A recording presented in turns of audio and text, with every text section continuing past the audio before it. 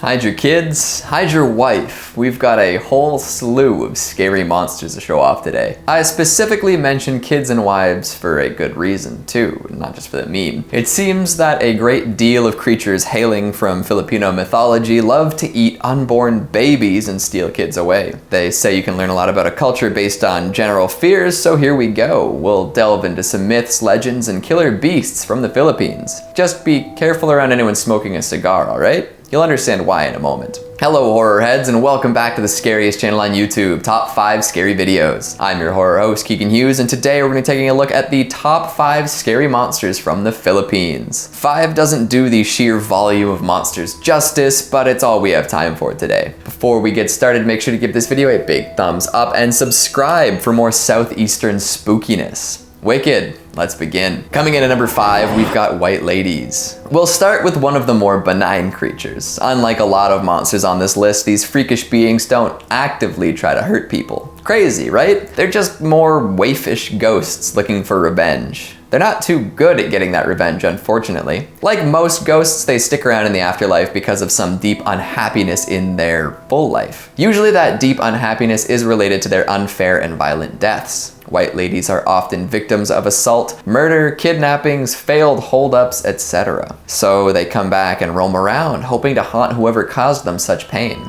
Interestingly, a lot of ghosts in Filipino lore tend to come back and haunt their families, but these ones choose to seek out non-relations. They're called white ladies because of their white attire. Hard to believe, I know. However, they have been known to take on different appearances depending on the season or if they're in a certain mood. Variations of red and black have been seen, although what each color represents is up to interpretation. They can be found floating around and wailing, often to bone-chilling effect. You might be thinking, this is all well and good, but how does this get revenge? Well, sometimes they'll show up in people's houses and just cause a ruckus. That can be punishment all on its own. But the real revenge comes out on the road. They like to float by the roadside, often catching motorists off guard. Sometimes this can lead to sloppy driving and resultant car crashes. Some folks even claim to see them in their rearview mirrors. They don't even have the decency to chip in for gas. Come on, I know you died a horrible death, but throw me a bone. Coming in at number 4, we've got the TicBlang. You've heard of centaurs, right? Horse rear, human sprouting from the top, 2 rib cages? Well, check this out. A TicBlang is a different breed of horse-human hybrid. They've got a horse head and horse legs, but a human body. Kind of like a more terrifying, less depressing BoJack Horseman. When you see a TicBlang, take a moment and try and assess what kind it is. There tend to be 2 varieties, relatively benign and deadly aggressive. The benign ones might try to trick you into getting lost in the woods or in the mountains. They're known to make travelers imagine things that don't exist, the jerks. However, if you think a TicBlang is messing with you can turn your shirt inside out and mitigate the effects. Nice. But if you run into a more violent one, acting like it's laundry day isn't going to do anything. You'll know you found an aggressive one when you can see that its eyes are red, it's smoking a cigar, and when it inevitably starts stomping you to death. Yeah, tough break. One risky way to save your bacon is to snatch one of its hairs. If you get lucky and pull out one of 3 unusually long ones, that TicBlang becomes your slave. You can live out your rich man from sorry to bother you fantasy. Unfortunately, no matter what type of TicBlang you run into, you can pretty much guarantee that it's a sexual predator. These horse people will often assault women in order to bring more TicBlang into the world.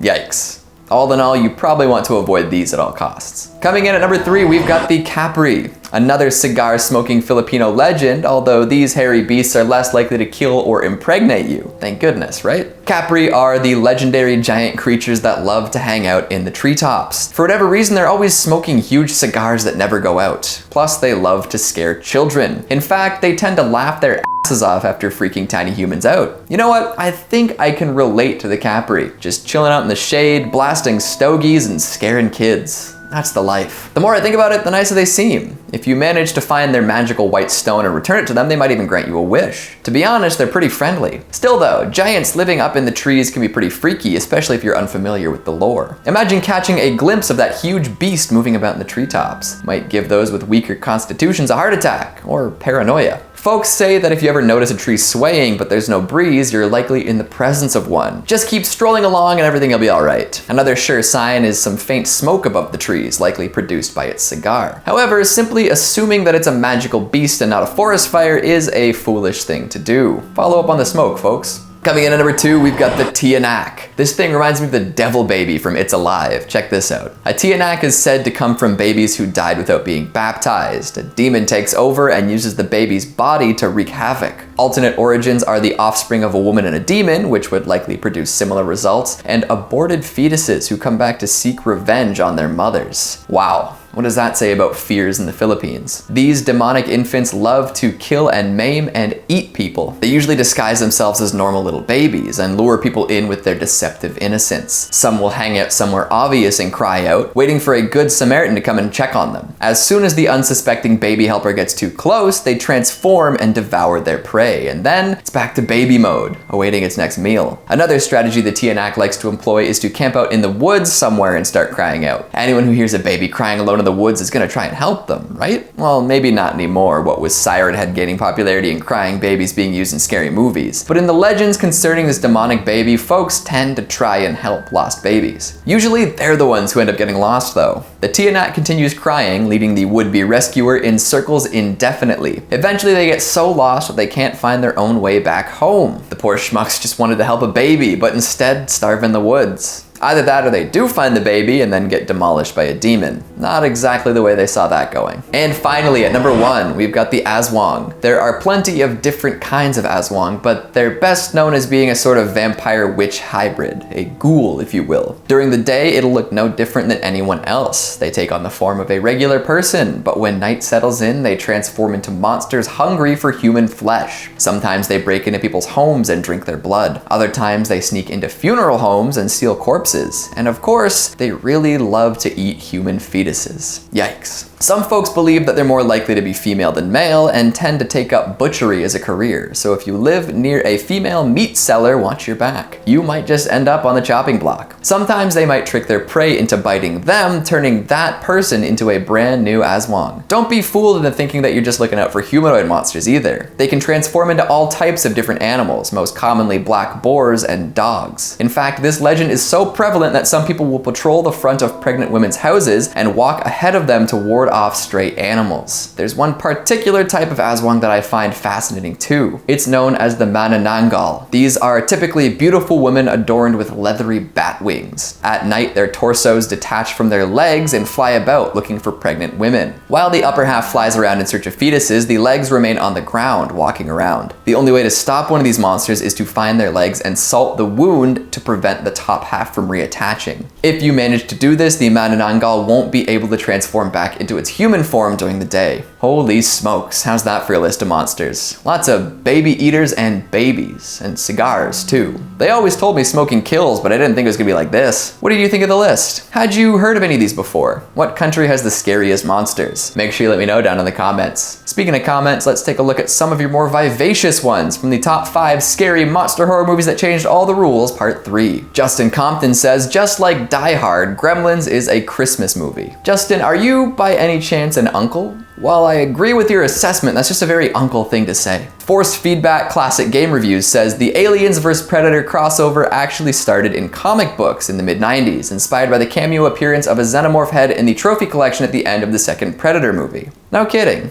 You learn something new every day. Looks like I need to brush up on my comic knowledge. Sydney McGee says Gizmo is the most dangerous because he makes you love him, perpetuating Gremlins forever. Gizmo's a plant! Why didn't I ever think of it that way? He's actually covertly working with the raunchy Gremlins in order to keep it going. The only reason he takes on Stripe at the end of the first one is to ensure that the humans keep trusting him. Mind blown. John Clark says Jurassic Park is not horror or even scary, just plain boring. You know, of all the insane, uninformed, asinine things I've read in the comments section, this probably is the worst one. Way to go, John. And Nicholas Hudov says, I love the scene, maybe in Critters 2, when a huge ball of them rolled down the hill over a fallen man and only left a bloody skeleton behind, within some seconds. That's what I'd call real fast food. You got it, that is from Critters 2. And if you look real close, you can see the legs of the guys pushing the ball down the hill. And that's all the time we have for today. Before I try to get freaky with the proprietors of Motel Hello, make sure to give this video a big thumbs up and subscribe for more Pinoy Phantoms. Thanks for watching, and I'll see you next time. Coming in at number 5, we've got White Ladies. Well, I just realized how that sounds.